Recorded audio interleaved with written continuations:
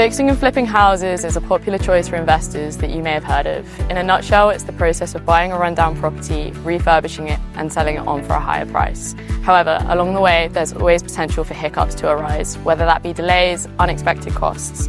So it can be helpful to know your options before these situations do arise. One of these can be a bridging loan. The first step is buying the property. Specialist finance can help you do that.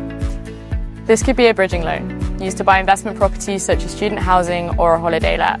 This could also be an auction bridging loan, where dilapidated properties are often found, and where purchases need to be completed within 28 days. We have these options available and more. Once the property has been secured, the fixing part comes in.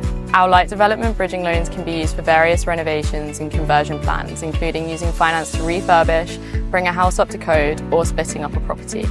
When it comes to flipping, there are a few options. Investors could flip to a different sector of the market, which could look like converting an empty office into a luxury flat.